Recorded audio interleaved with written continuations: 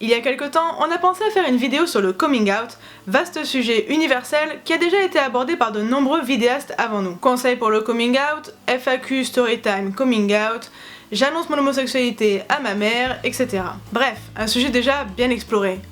Pourtant, il y a une étape qui précède de tout ça, qui est obligatoire, mais souvent peu évoquée, c'est l'acceptation de son orientation sexuelle ou de son genre. Parce qu'entre la découverte de sa différence et le moment où on en parle à quelqu'un, il y a tout un travail sur soi et parfois ça peut être assez long et difficile. Certaines personnes acceptent leur homosexualité ou leur bisexualité en une seconde.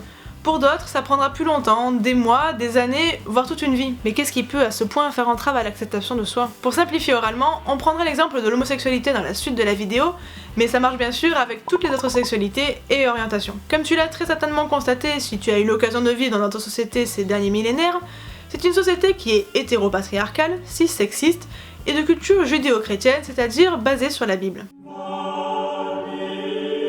Or, le sexe, hors projet de faire des bébés dans le cadre d'une famille, est considéré comme sale, et les homosexuels qui, par définition, font des choses hors projet de procréation, sont donc d'horribles pécheurs répugnants et contre nature. Il y a donc une aura de saleté, d'impureté qui colle aux personnes non hétéros. Et même plus d'un siècle après la loi de séparation de l'Église et de l'État, cette vision n'a pas complètement disparu. Beaucoup d'insultes utilisées fréquemment renvoient à l'homosexualité. Beaucoup de clichés tenaces et souvent sexistes sont associés aux personnes non hétéros, comme celui de la femme masculine moche, la broute minou. Bon, on va pas trop développer dans ces représentations, vous voyez très certainement ce qu'on veut dire. Du coup, quand tu t'aperçois que ça t'arrive à toi, que tu peux être l'une de ces personnes, est-ce que ça donne envie ?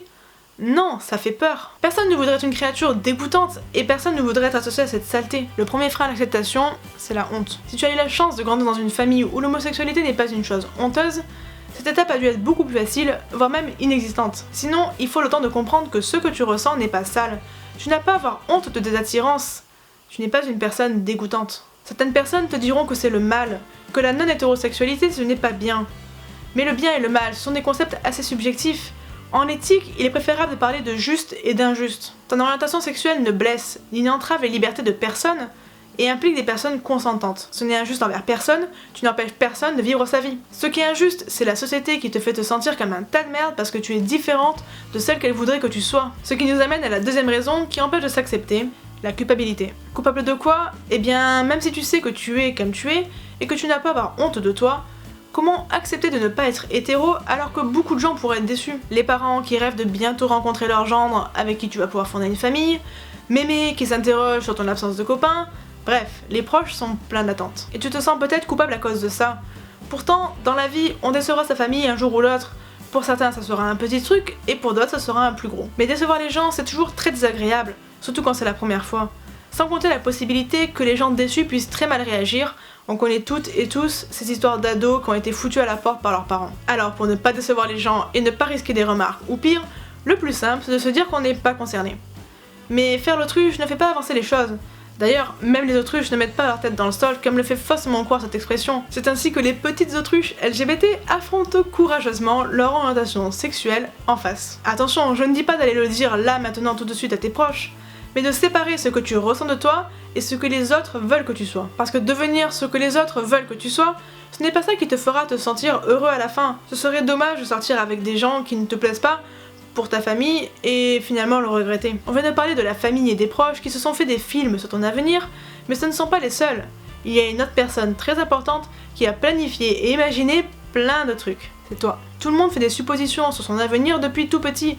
Comme la majorité des gens suivent le modèle papa, maman, enfant, on se dit que nous aussi parce que tout le monde le fait. Sauf que tu viens de comprendre quelque chose qui va modifier une partie de la vie que tu t'étais imaginée. Pour certaines personnes, ça se fait sans problème, mais d'autres ont plus de mal, ça peut être une sorte de deuil. Mais tout de même, étant donné qu'aujourd'hui il y a le Pacs, le mariage, la possibilité de faire des PMA à l'étranger, c'est quand même beaucoup plus facile à vivre qu'avant, où accepter son homosexualité, c'était accepter de ne pas avoir d'enfant, ni de reconnaissance légale de son couple. Ça ne règle pas tous les problèmes, d'accord, mais déjà ne pas être considéré comme une aberration de la nature d'un point de vue législatif, c'est sympa. Il y aurait encore plein de choses à dire sur l'acceptation de soi. C'est toujours triste d'entendre des lesbiennes dire qu'elles se sont forcées à sortir avec des garçons pour voir si elles étaient sûres, ou bien qu'elles sont sorties avec eux pour voir si ça n'allait pas enlever leur attirance pour les filles, ou encore parce qu'elles se sentaient sales d'avoir des fantasmes pour d'autres filles. Si les gens sont très déçus par ton orientation sexuelle et te le reprochent, c'est que finalement, ils ne se soucient pas de ton bien-être et de ton épanouissement. Tu es très bien comme tu es, promis. Et ça, c'est quelque chose qu'on aurait aimé entendre quand on a découvert notre homosexualité.